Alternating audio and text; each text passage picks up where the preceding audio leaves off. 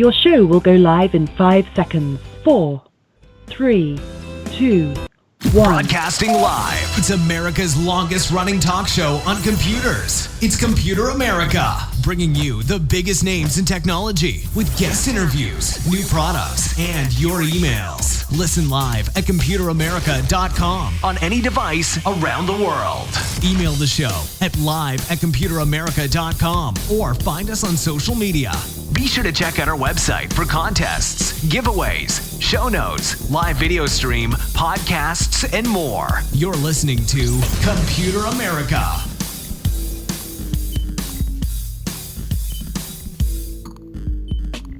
Hello and welcome into the Computer America Show. That's right, we are the nation's longest running talk show on computers and technology. Thank you so much for joining us once again as we get things kicked off here. And happy Friday, everyone. Hope you all are having a great end of your week as we move on to yet another weekend and close to the end of another week of programming here from Computer America. So before we get things started here with our guest, who, by the way, is Mr. Jebara. He is the CEO of a company called Tuangru, and I'm sure I said that wrong. We'll get the correct pronunciation, everything like that, when we introduce him here in just a moment. But before we do that,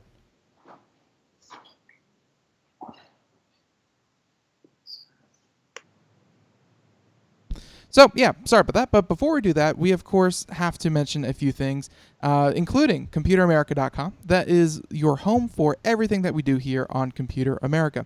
That is going to be for everything, from including the show notes and links to our guest's website and everything and everything like that. And also, you'll be able to hear you'll be able to hear Computer America. The archives are on our website, as well as see Computer America, the live video stream. And then, last but not least, be sure to check out the social media contest, which we should be awarding a winner later today, a great prize from our friends over at Logitech. That's right, check that out. You will enjoy that. So, with all of that said, why don't we get things kicked off here and bring on our guest, who, once again, is Mr. Jebara. He is the CEO of a company called Tuangru, and as I understand it, they are a database management system database management system software, and they are some of the most advanced around. We are happy to have them on and explain what exactly their technology is and what they do and how they do it. So, welcome onto the show once again, Jad. Thank you so much for joining us. Ben, thank you so much. It's a pleasure to be here, man. Our pleasure indeed. And yeah, so I think a good place to start would be, of course, like with everyone, tell us a little bit about the company. When was it started, and what exactly is it that you set out to do with Tuangru? Well, thank you. Well, Tuangru is about 5 years old. We founded the company in 2012. Some of the founders, we came from the data center world, from a major hosting company called Pier 1 Hosting, and we were part of the team that turned it around from $35 million to about $635 million in 4.5 years. When was it started? So we founded Tuangru to be the next generation data center management software, not a database, just a minor correction there. And really, from the premise that today data centers must scale and be agile and proactively cut costs to survive in the new era of data center management. You have the big data, you have cloud, you have mobile, social, dictating a different kind of infrastructure that is needed. And with Tuangru Data Center Management Platform, we enable our operators to procure technology, to deploy it, to monitor it, and proactively measure all the aspects in order to enhance performance and cut costs. And of course we're going to get into more of that, and of course understand how exactly it is that you do that. So, but I mean, that is obviously not your everyday run-of-the-mill, technology company. That sounds very complicated and in-depth. What kind of background did you have, or what is your background, Jad, and that kind of got you into this field? Well, the past 10 years, I've been in the data center industry. Pier 1 Hosting, we operated co-location space, we call cloud, managed hosting, and dedicated hosting. I was fortunate to run various aspects of the of the operations. My background, I'm a CPA. I have a master's in professional accounting and information management, and really manage the finance, accounting, compliance, IT, business intelligence, development, and procurement for Pier 1 globally. That gave me significant exposure about how to optimize the procurement side, what metrics do you need to look at it, and really working with my colleagues on the operational side, facility side. And the rest of the management team and the founders come with complementing experiences, specifically around big data and analytics and marketing and other aspects. So we came together looking at this and said, well, the data center management space needs attention. A lot of the operators have challenges procuring the right technologies. In order to manage the data centers, you need to look at various aspects. You need to look at the facility layer. You need to look at the IT, meaning the equipment layer. You need to look at the virtual layer. And you need to look at it from various aspects. So that's what we look at it. And we say, well, we provide the visibility to our customers. You have the visibility on the financial side, so you know your costs, your profitability, and drive directions. We provide the visibility on the operational, on the technology and infrastructure. And really, in simple ways, if you have the visibility, you know where you are and where you need to be. So you can baseline and benchmark yourself in a very simplistic manner. Yeah, that seems to be the trend here over the last couple of years, was that not only do you have the ability to collect massive amounts of data, but the trick in the last couple of years has been to organize the data so that you actually get a useful trend that you can, of course, glean from that data. So, and, obviously you said that you've been in this field for a number of years. I mean, obviously starting an entirely new company with entirely new software, that's going to be a big endeavor. I mean, why did you feel that starting Tuangru was necessary? Like, do you feel that you do something better than your competitors, or were you doing something unique that others were not doing? Well, you look at the challenges that we faced in running a massive, infrastructure of 22 data centers globally, and we looked at how we procure technology and the incumbents within the various aspects of running a data center. If you're looking at the facility side, you're looking at the IT side. We dealt with various vendors that have separate platforms to manage a data center. And we looked at this and said, well, there has to be a more economical way and a better way to accumulate that information and bring the management tools to the next generation data center management tools, meaning that you need to look at the various aspects of the data centers in one single pane of glass. Right. And that's what we endeavor to do.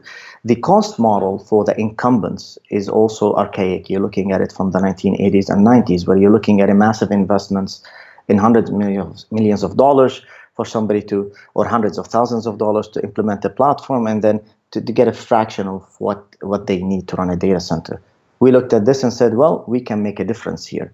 Let's bring the technology stack to where it needs to be from a functionality and a technology perspective, and let's monetize it based on the new era of monetization in a subscription-based model, monetized and deployed on per day basis instead of perpetual basis. So that's what we set out to do. Yeah, and I completely understand that, and it's great when you can come in fresh, come in new with a lot more powerful technologies and whatnot, and be able to do things that older technology definitely can't. But at the same time, I understand that there's a lot of backwards compatibility that you have to do. Companies don't exactly, as you would like, companies don't always run the latest, the greatest. I mean, in a day and age where Windows 95 and XP still essentially run the world, starting out fresh also has its own set of challenges. So, nope, that's great. And Jad, why don't we talk about some of your customers, because obviously, you're here talking to us, you must be doing something right. And, who are some of your customers, and can you, maybe talk about some of their successes they've had through Tuangru? Absolutely. No, there are some customers we cannot mention, but some of the customers that we can mention, when we started the business, we focused, initially, on the hosting vertical. We started looking at companies between $10 to $100 million in revenue, and then we expanded more into the enterprise. So, we're very fortunate to have the customers that we have in the various verticals. So if you're looking from the hosting side, Hosting.com, which is one of the pioneers in the compliance hosting globally and a big partner of AWS, is one of our customers. And over the past 4 years, we've been closely working with them in various capacities. We work with companies like Blue Cross Blue Shield, run our decent tools to optimize their data centers. We have multiple insurance companies and multiple healthcare companies that use us from that vertical. We're also in the automotive aspect, segment, where several of them have deployed our tools to run their data centers and really gain control of their spend and metrics. And that's a few customers that I could mention. From a hosting company, Names, Servant is one of the very well-respected brands in the hosting industry. It's one of our key customers. Total Server Solutions and Cadence, an EDA company, as well uses our services in some aspects.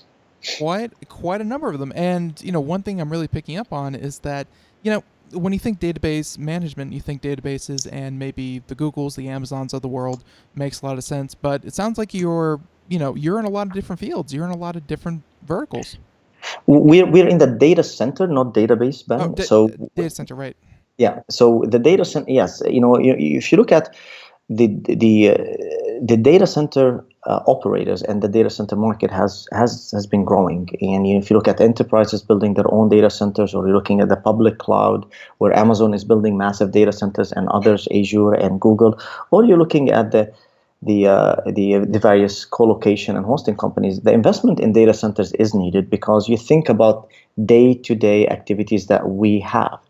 You're collecting data now from almost everything. You have millions of apps, billions of people, and trillions of things pushing data. And all that data has to reside in a cloud, and the cloud and platforms reside in data centers. So it is a complex business, and our attempt is to simplify it by providing the next generation tools. You procure the right technology, and you know why you're procuring it. You deploy it, you monitor it and manage it, and you optimize it.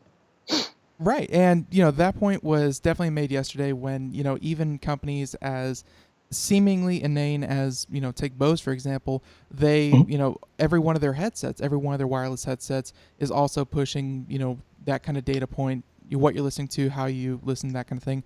I mean, companies are definitely looking to get that kind of data, and you're going to need centers to store it, analyze it, that kind of thing. So no, you definitely chose the right business. I cannot fault you for that one. So Thank you. Yeah, and and of course, choosing one of the right businesses, you were recently awarded, if I read this right, Canada's Companies to Watch in the Technology 50 Awards.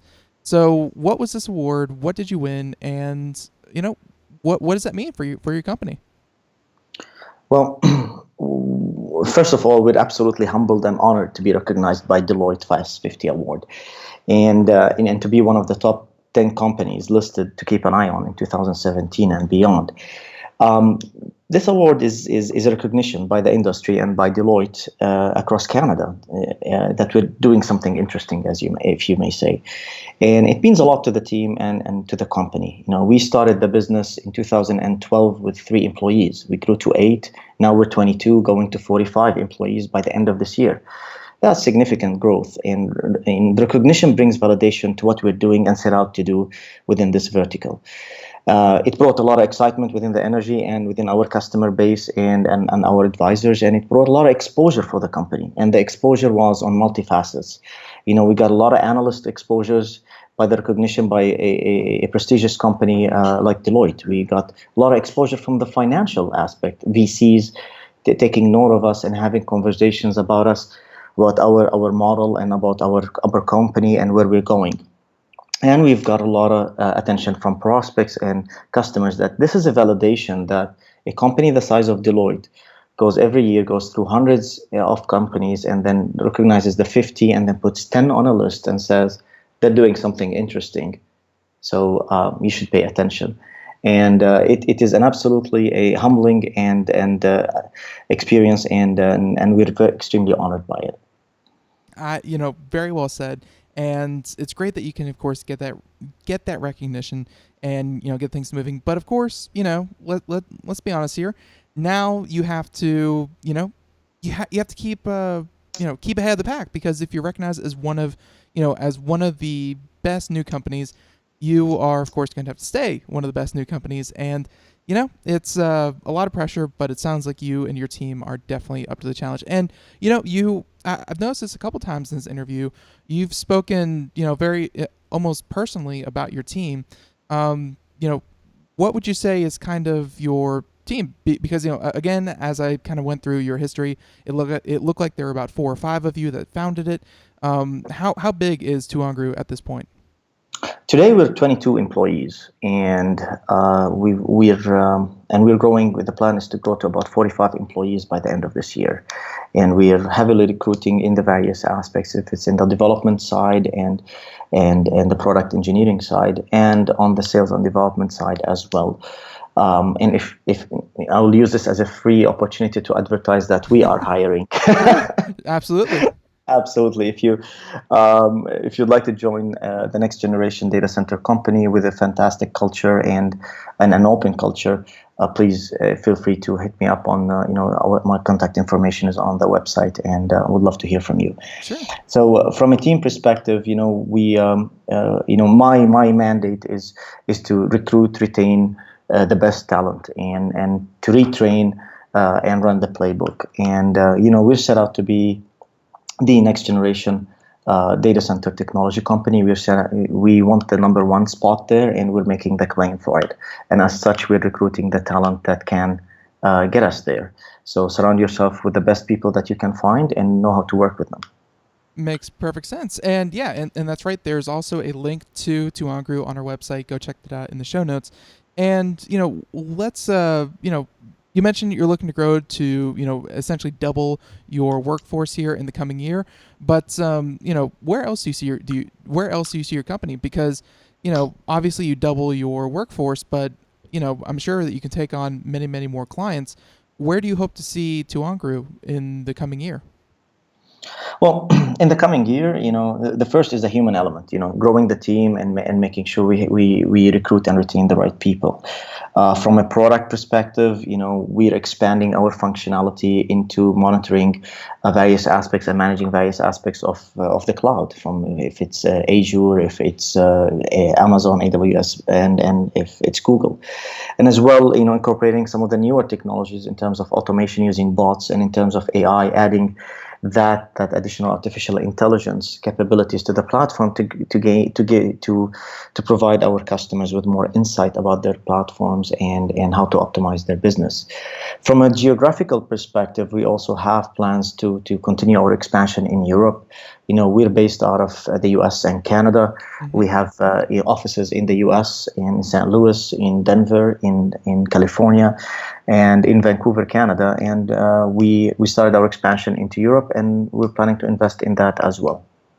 Right. And why don't we take a step back and talk about Tuangru from maybe someone who wants to maybe use the service. Obviously we have a good idea of the people who run the business, but let's say someone comes to you and says that we need a data center management software. What do you provide? Do you provide the software, the hardware? Do you provide cloud services? Take us through setting something up for a customer. Yeah, absolutely. So the first and foremost, understanding your pains. Why do you need a data center management platform? Once we understand that, so we can fix that problem, we can provide the software in 2 varieties. You can deploy it in the cloud and manage it in that way, or you can deploy it as an appliance within your data center. You have different kinds of customers. We have customers that have air-gapped data centers for security reasons, banks and big organizations. They need the software deployed into their data centers. Now, from an installation perspective and setup, that takes hours. In comparison to some of the incumbents in the data center infrastructure, which is the facility side alone, some of these applications will take years in professional services. We're easy from that perspective. We looked at our platform and said, the first tenet for our doing business with us, it has to be easy. We provide you the technology in a manner that you can deploy easily, you can install easily, you can manage it and run it easily, and you pay for it in an easy manner as well. Right. And what kind of help is there or assistance maybe from, obviously here on your website it says that you can monitor everything 24/7, 365, obviously some kind of, web portal, what have you, that you can monitor through it. But, what about that personal touch? Is there do you do in-house tech support or, assistance? Yes, we have our support team here, and we've built a fantastic partner network that is growing. We're investing in building their technical resources and ability to support our customers. Because we know the more we attract customers, the better it is to build a partner network that you trust and have them service and support those customers as well, in various geographies and various languages and so on and so forth.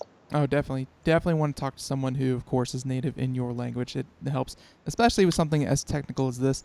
And just real quick, how good would you say that your company is? Because obviously your customers, I mean, you are not, for a lot of companies, you are not going to be their first, data center management software. I mean, do you specialize in maybe, setting someone up and transferring old data, or working or being compatible with old, data centers and, hardware and whatnot? Or do you prefer companies come in and say, we're going to give you something completely new and try to save what we can? But yeah. Well, one of our brand promises, for deploying our technology is we support vendors. We support various kind of vendors. We're vendor neutral. So we understand that data center operators deploy different types of technologies within their data centers, and we need to support that. So from our perspective, we support various protocols, we support various languages, and we know that our collector with the technologies, specifically the auto discovery technology, can adapt and can collect that information from various systems and various products and various aged equipment. Now, the brand promise is if we discover something that is not in our database and we haven't dealt with before, we will add it to our database. We will work with our customers. We have different SLAs depending on the type of equipment, and we will add it to our database. Accordingly, the customer will have the ability to monitor and manage that platform. So for us, it doesn't matter if you have brand new technology or brand new data centers versus, hey, you know what, I want to monitor my legacy infrastructure. We will support you as a customer. And that's one of our brand promises. Yeah, I have noticed the word agile and agility thrown around on your website a number of times, and it sounds like you are just that. So Thank yeah, you. and Jad, I mean, if there was anything we missed, maybe, or of course, people can always go to tuangru.com to find out more, and of course, get in touch with you. But yeah, was there anything that we may have missed or glossed over that you want to touch on again? From my perspective, I think we covered the various aspects, who we are, and what we do. And, I really want to thank you for giving us the opportunity to talk to your audience. We're grateful for that. Yeah, no, our pleasure. We definitely like hearing from companies that are doing something, new, and if not new, then something innovative and something, something that is obviously going to be useful for years and years and years to come. And it sounds like with Tuangru, you have, a very, very dedicated team. And again, you sound like you are, surprisingly, very, very excited about data center management. So, and those are words I've never said before in my life, but excited about data center management. And no, this is great. So thank you. And I want to thank you and Tuangru and everyone over there. Thank you for coming on Computer America and telling our audience about it. Thank you so much, Ben, and have a great weekend. You too. Thank you so much. Bye-bye. Bye-bye. All right, everyone. And once again, there he goes. That is Mr. Jad Jebara, and he is the CEO of Tuangru. You will be hearing more from them. And of course, if you missed any part of that interview, feel free to head on over to computeramerica.com, where you will be able to find everything, including video, audio, and show notes over at computeramerica.com. So, in the meantime, while we get things over and we switch gears here, we of course have computer and technology news. That's right, we're very excited about it. And I think we are going to start off with, well, first of all, the jingle, of course.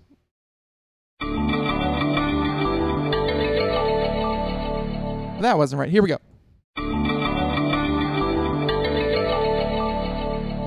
Perfect. Second time's the charm. So, yes, computer and technology news brought to you by Computer America. And, my goodness, do we have a lot to go over.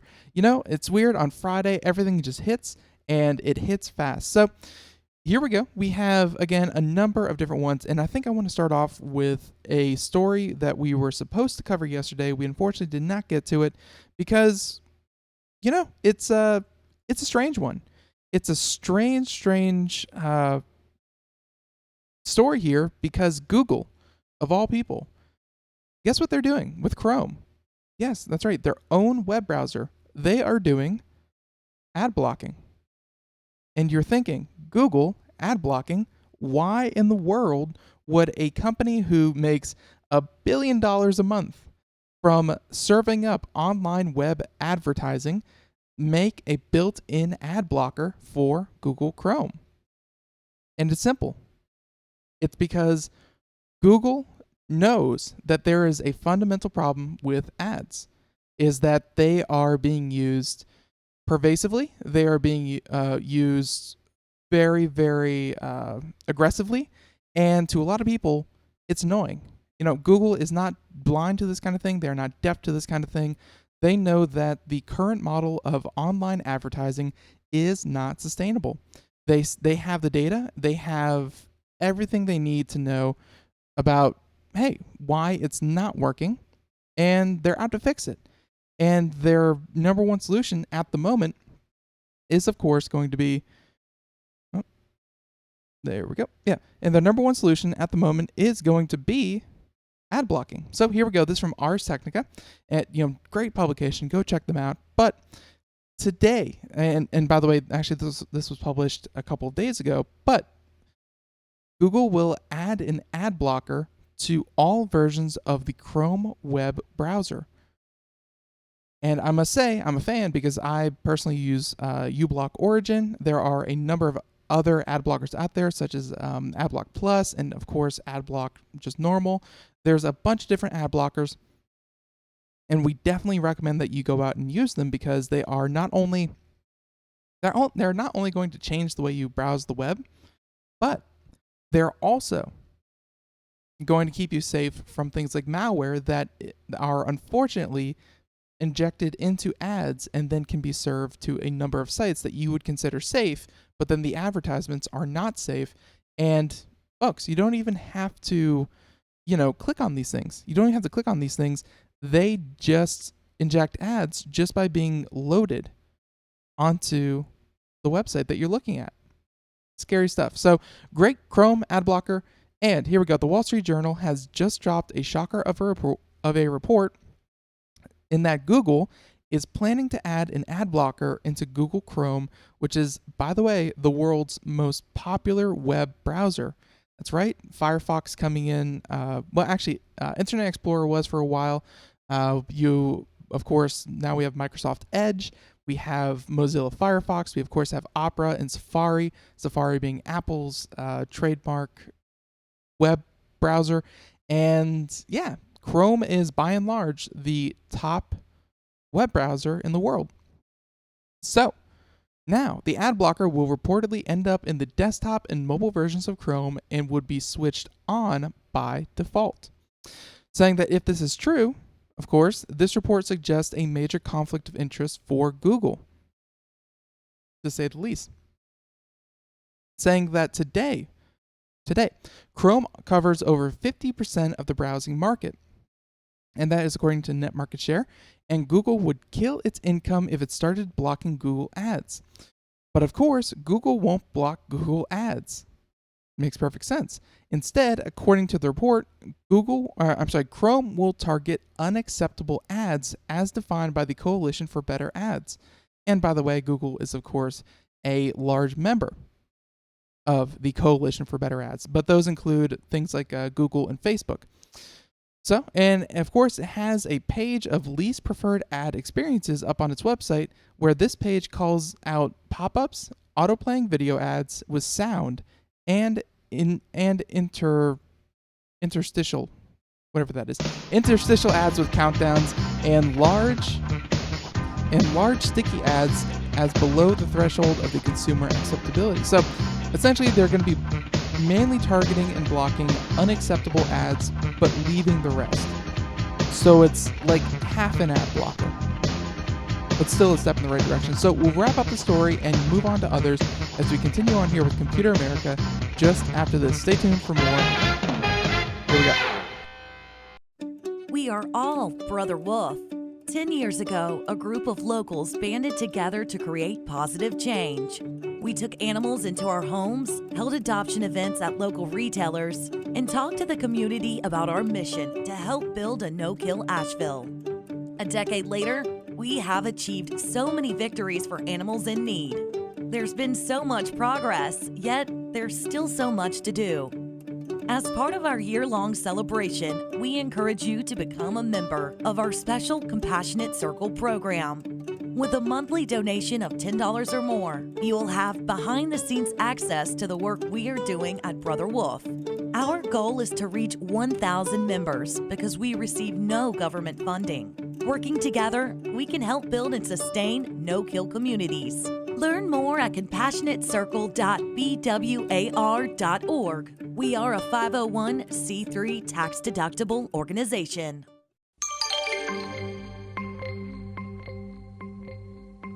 And welcome back to the Computer America Show. It is 31 minutes past the hour as we continue on here doing computer and technology news. If you are just joining us, then earlier in the first segment, we were talking to a company called Tuangru. They are a data center management software, and definitely check out their website. They are, of course, hiring if that is indeed your field, and they seem to have a lot of great things going for them, and we were happy to interview them and happy to have them on. So check them out, and of course you can check out the entire interview over at Computer America. So we continue on here, and we're gonna try to blaze through this one pretty quickly, saying that we are, of course, talking about Google Chrome serving up an ad blocker. So the Wall Street Journal notes, in one possible application Google is considering, Google could block all ads on a site that don't comply with the rules rather than just blocking the offending ads. Presumably, this would stop websites from using a mix of acceptable and unacceptable ads, with the hope that the unacceptable ads are seen by non-Chrome users, since they risk losing out on all revenue from all Chrome users. Makes sense. So if a website or a service does not meet the acceptable ads, then all of the ads on that site would be blocked, and Google would stop serving those kinds of ads, would stop serving ads to that site, and of course reducing their revenue. So the report says people familiar with the plans describe this move as a defensive one, saying that ad blockers are gaining in popularity with Chrome 50+% browsing market share and auto update ability. The Chrome ad blocker would instantly become the most widely used solution out there. That's right. And this would give Google control over the ad blocking market, the ad industry as a whole, and even over its competitors, which offer many of the unacceptable ad formats the coalition is targeting. Because that's right, Google has, if you want acceptable ads and you want ads that are, very well curated, they're not going to, Google spends a lot of time making sure that their ads are not serving up malware, or they are not serving up unacceptable materials or used in unacceptable ways. Well, Google is, of course, going to block pretty much everything that isn't as they see it as acceptable. And I think, we've been talking about, what makes Google and Facebook the rulers of what ads should look like on the internet? And the answer is, if you've ever seen ads that go too far, if you ever see ads that pop up on the entire page, take up the entire thing, you have to hunt, you have to hunt for the exit mark or the X, or you have to wait 30 seconds to a minute to stop an auto-playing video ad with sound, or, any number of things. They just make browsing and the internet experience less fun. It takes you away from what you're trying to do without actually serving you ads that are enticing to you. If anything, they're annoying, and they hurt the brands who are associated with those negative ads. So Google is trying to curtail this. So they're saying that third-party ad blocking solutions like AdBlock Plus actually charge websites money to display ads to AdBlock users or AdBlock Plus users. That's right. That's kind of why I switched away from them. I got an ad blocker to block ads, not an ad blocker to only see select ads. But I digress. So running its own ad block program might shut out or at least reduce the fees the companies pays to third parties like AdBlock Plus.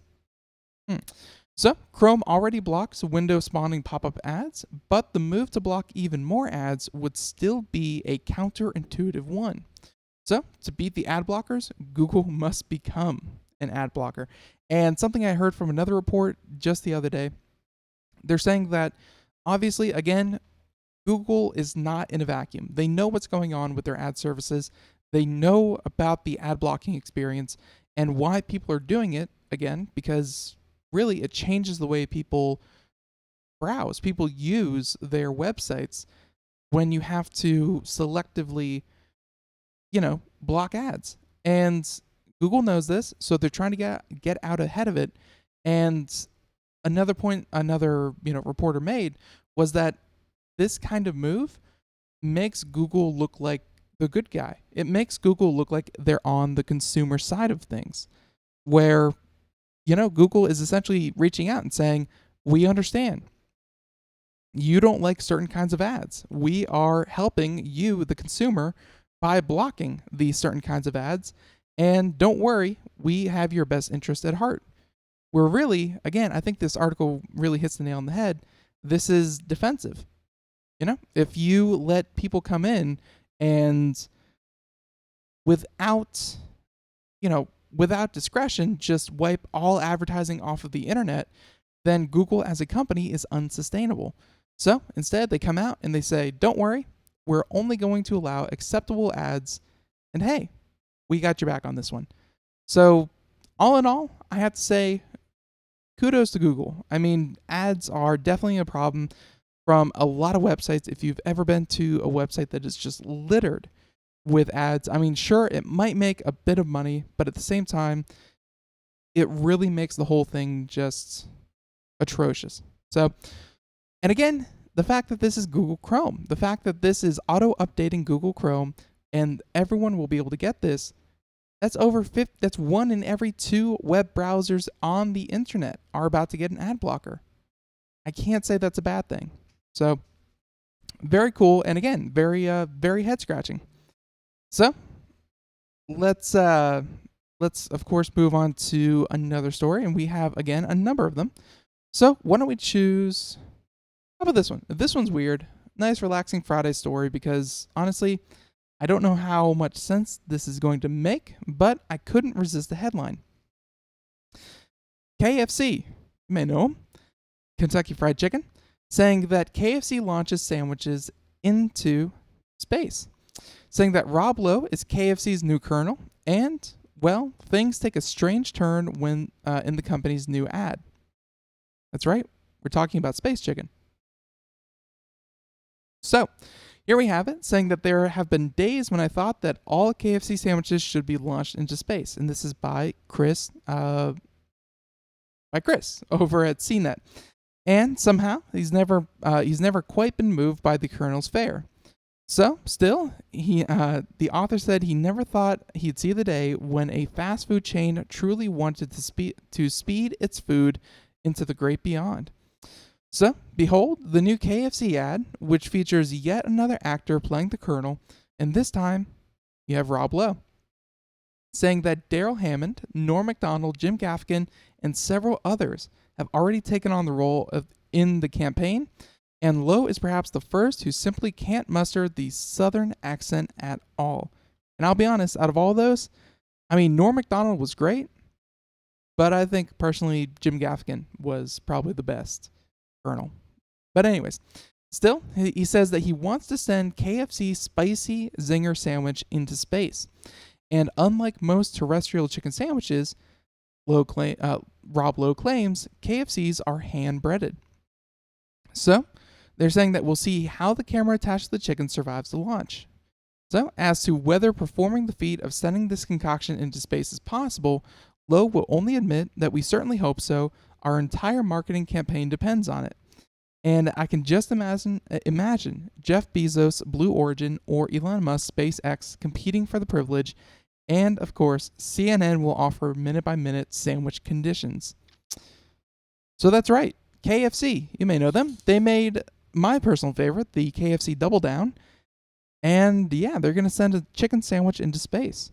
So a little bit of space travel. I don't know. That was fun. So, right. And I don't know. Let's get into something a little bit more serious here. Okay, this one can be serious. Longtime listeners of the show know that sometimes we pick up stories and we have companies on the program that are Kickstarters. And that's right. We had this company on the show. We had their CEO, and it was a very, very cool product. Craig was very excited about it. I think a lot of people were. But unfortunately, as of today, people will not be receiving their products. Again, this is a known flaw, or not even a flaw, a known risk when supporting people through Kickstarter. You give them your money in hopes of receiving a product by a certain time, and I don't want to comment on the numbers, but the ones that do make headlines tend to be the companies that are very successful, get a lot of pre-orders, but then at the same time, unfortunately, do not meet the company's obligations. And here we have another one. This is the Smart Card Plastc. Plastc, you may know them, goes under despite $9 million. That's right, $9 million in pre-orders. And that's about $100 a buyer. And yeah, about none of them will receive their orders. So for those of you who do not know, Plastc, spelled without an I, same way as plastic, but no I. It was a smart payment card that can store all of your credit card details. Promised to be the only plastic you'll ever need to bring when it started talking pre-orders in 2014. That's right, this was 3 years ago. And, it was no thicker than a regular credit card. You could program any other card into it. And it was not only more secure, but it would hold the information of multiple cards. And you could change them on the fly. Well, they are not exactly doing well, because they have finally thrown in the towel in a statement, which we can show here if you are watching the video portion. But yeah, they say that, I might actually read that a little bit later, but they say that they have finally thrown in their towel, and they have posted a statement on their website saying that they will file for Chapter 7 bankruptcy. And according to Magnify Money, Plastc raised $9 million from 80,000 pre-orders, and it wasn't and will not be able to fulfill any of them. So the company apparently expected to raise $3.5 million in February, but the investment group ended up backing out, saying that it found another investor willing to sink $6.75 million into the venture, but it backed out at the last minute as well. Shame to hear that. So Plastc says it needed the money to start its card production, and with no funds to keep it going, it had to quickly shut down everything and let all of its employees go. And it's not entirely clear why $9 million isn't enough to ship even one wave of cards to its first customers. So instead, now customers are bombarding the company with a request for refund, saying that they paid for pre-orders, after all, and didn't back a crowdfunding campaign that they knew could fall through. Again, they kind of did. I mean, Kickstarter and Indiegogo, things like that, they very clearly state, careful who you back, because you may never receive a product that you are pre-ordering. But I understand the request for a refund. If they can get one, good luck. But they said that with no money left. So they said that with no money left to Plastc's name, though, they might have to chalk it up to experience, saying that Plastc isn't the only smart card that failed to deliver on its promise, saying that another one called Coin stopped making cards in 2016, and though it was at least able to ship some orders, where Swipe was plagued with issues as well, while Stratos almost shut down until it found a new owner. So, yeah, the idea of a smart card, one card that can handle all of your transactions of all of your different cards, something like this was attractive to people who had maybe a business account, a personal account, whatever account. Yeah, just they can't seem to get it off the ground. So, and again, to give you the skinny of it, they said that a Series A funding did not come through. And of course, they had another source of funding, which is, again, another $6.75 million. But that fell through at the last minute as well, which led them to, close up shop. And as they say right there on the website at Plastc.com, we will not be able to fulfill any pre-orders. That is a risk of the game. If you back a pre-order, if you back a Kickstarter, an Indiegogo, and anything, just be ready to potentially not receive your product.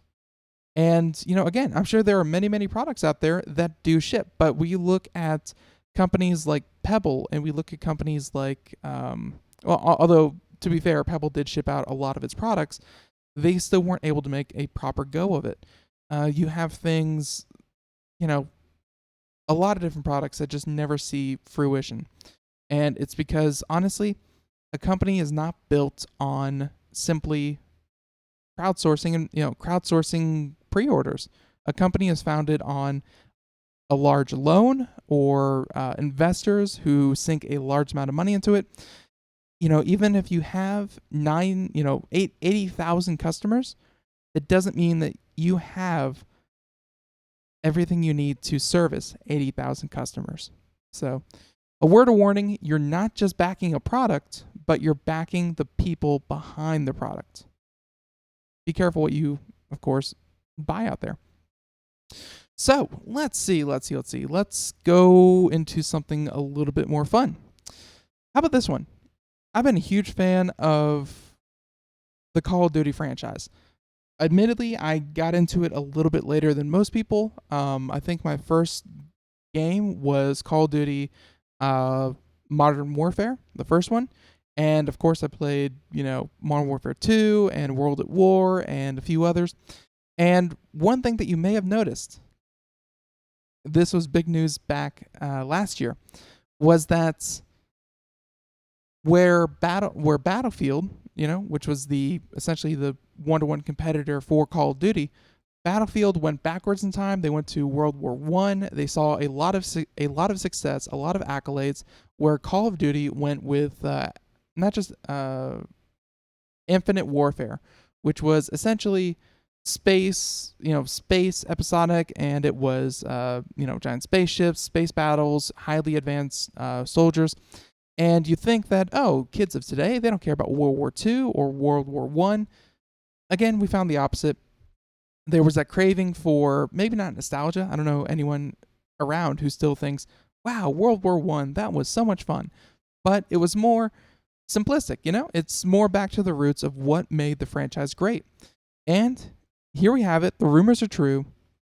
This coming from Engadget, Ms. Jessica Condit, saying that the rumors are true. Call of Duty is going back to World War II. That's right. Sledgehammer Games is sticking with what works. So, we'll see what happens, but the next Call of Duty returns to the series' roots with a storyline set in World War II, and that Sledgehammer Games is working with the new title, dubbed Call of Duty World War II, aptly named. And the studio is expected to drop details on a live stream next week at 1 p.m. Eastern. So, saying that Call of Duty has a long history of the Second World War, where the franchise debuted in 2003, and its first 3 installments took place during World War II. In fact, 4 Call of Duty titles have shared the same setting, where, of course, the most recent was World at War. It was a pretty good game, I must admit. So, the 3 main studios work on the Call of Duty franchise, which are Treyarch, Infinity Ward, and Sledgehammer, each one tackling a different entry in the staggering release date accordingly, because, Call of Duty is released yearly, so leaving it up to just one studio to not only work on a single title and then while they're working on the single title, expect them to work on next year's title at the same time and continue development makes no sense. So, of course, they have 3 different studios working on this. But they're saying that the latest Call of Duty game, Infinite Warfare, was developed by Infinity Ward and looked to the future, featuring space battles and advanced technology, like I just said. World War II, which is the next iteration, is set to bring players crashing back to Earth. So, Sledgehammer, the studio building World War II, was founded in 2009 by Dead Space veterans, and they're saying that its studio was responsible for Advanced Warfare and parts of Modern Warfare 3. So, neither of which take place in the historical time frame, but hey, at least the World War II setting is new to someone. And yeah, we'll see what happens, but at the same time, the games were very, very popular. A lot of people like them, and I think there's a lot of potential to bring them up to current standards and specs and technology that a lot of people are going to like it. A lot of people are going to like the new setting in a different skin. So, again, we'll find out next Wednesday. So, in the meantime, let's see. We have a few. Okay, this one's weird. And when I say this one's weird, this one's weird. So this one coming from Engadget once again, and I heard stories about this, and yeah, we'll see what happens. But I just don't know how seriously to take this one. Where Elon Musk, you love him, Elon Musk expects to have a brain-machine interface in just 4 years. A machine that interfaces with your brain. Getting a little weird on us here, Elon. But Neuralink could have its first product by then, but that's just the start of the wizard era. And yeah, so here we go. Saying that a couple of weeks ago, the Wall Street Journal revealed that Elon Musk's latest venture, Neuralink, and its plan for developing brain-machine interface technology. Because, SpaceX, Tesla, battery, Solar City, batteries and that kind of thing, some Hyperloop technology thrown in, that's just not enough for him to keep him busy. So here we have it, Neuralink. And now, Musk has invited Tim Urban of Wait But Why to write up an in-depth report of the company and what it's working on, saying that Neuralink is hardly the only company working on things that will plug into our brains, and saying that earlier this week, we got a peek at what Facebook is working on and in the area, saying that one new thing we know from this report, however, is that Musk and his team seem pretty close to making it happen. And that they have a quote here saying that they are going to work, that they will be able to treat severe brain injuries in about 4 years. Wow. Saying that, and this is a quote from them, saying that we are aiming to bring something to market that helps with certain severe brain injuries in about 4 years. And brain injuries include stroke, cancer lesion, or congenital brain disease. Very, very cool. So for something usable by people without a disability, Musk believes that the timeline is more like 8 to 10 years. But if the team can pull off the implantable, biocompatible wireless hardware, then humans could communicate with computers and even each other with only thought. And Elon Musk has repeatedly spoken about the potential danger presented in artificial intelligence and increasing the bandwidth of communication, where he says, a way for humans to be symbiotic with AI instead of being replaced by it.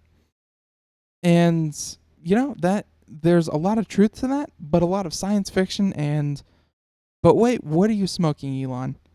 And yeah, this is his goal. And, he has a little diagram here, makes it very simple, where you have a starting point, where you develop the cutting edge biotechnology. And they're saying that breakthroughs in bandwidth and implantation, where next you have the mass adoption of the whole brain interface, and of course, you increase the chance of a good future after you see the results of having everyone connected. Because, I mean, I guess in his mind, his soon-to-be cybernetically enhanced mind, we already kind of do this. We augment our understanding, we augment our brain with technology all the time, be it smartphones where we learn things from it, be it smartphones where we talk to one another through them, be it television where we entertain ourselves through it, be it through computers where we work through it and be more productive. I mean, I guess he sees himself as someone who uses technology to, of course, augment ourselves in a very basic way where it's not implanted, it's, we actively interact with it. But I guess his next thinking is that computers are not just going to be in your hand, but they're going to be implanted and available, accessible at all times, so that you can at all times take advantage of, again, communication, information, what have you. It sounds like he's trying to cram a smartphone into your brain and saying, hey, you'll be better off for it. And you just might be. We'll see what happens. But if nothing else, if he actually gets something that's workable, usable, and helps people with severe brain injuries and gets them, in the realm of independent or in the realm of capable again, this is going to be something really amazing. And again, Elon Musk. You never count out Elon Musk. So very, very cool. We'll see what happens with that. Again, in about another 4 years. Elon Musk's timelines are always very aggressive. But hey, at least he's working on it. He doesn't just, say things willy-nilly. Okay, so, we had another story here about Apple. They recently said that they were working on making all of their products 100% out of recycled material. And that's obviously not true, because right now, rare earth material is just simply not sustainable for creating new technology, because people just simply don't recycle their old technology as much as they should to make it work. So, unfortunately, do not have the time to do that one. I think we're going to end up with this one. This is a little bit of uplifting news. And Britain, you may know them, the old motherland, saying that the UK has set its first ever working day without coal power generation since the Industrial Revolution began. That's right, a little bit of uplifting news. Saying that the control room tweeted the predicted milestone on Friday, adding that it is also set to be the first 24-hour coal-free period in Britain. Very cool. So the UK, of course, has had shorter coal-free periods in 2016. They said that the longest was a continuous 19 hours, but they achieved, the first time ever, 24 hours without coal. And they said that Britain's last power station will be forced to close in 2025 as part of a government ban to phase out fossil fuels to meet its climate change commitments. And this is a big step towards that. A big step towards being able to say, 90 hey, seconds. We are no longer in need of coal or anything, at this point, just coal. And coal, by the way, accounting for just 9% of the electricity generation in 2016, which is down from around 23% the year before. Britain is being very aggressive when they are coming to reducing their dependency on coal. And again, a little bit of uplifting news. Hey, this is a good thing. This is renewable energy, alternative 60 energy. seconds. Very, very important. And I'm sure natural gas is on its way up. It's not all sunshine and roses. But let's face it, wind, solar, and things like that, things of that nature are definitely on the rise. And can't say that's a bad thing. So, with that being said, everyone, I want to wish you a good day. Thank you so much for joining us here on Computer America. I want to thank Tuangru once again for being on the show with us. And everyone, have a great weekend. go do something fun. Hopefully it's not raining where you are. And hey, join us back here, same time, same place, Monday afternoon. So until then, everyone, have a great day. Bye-bye.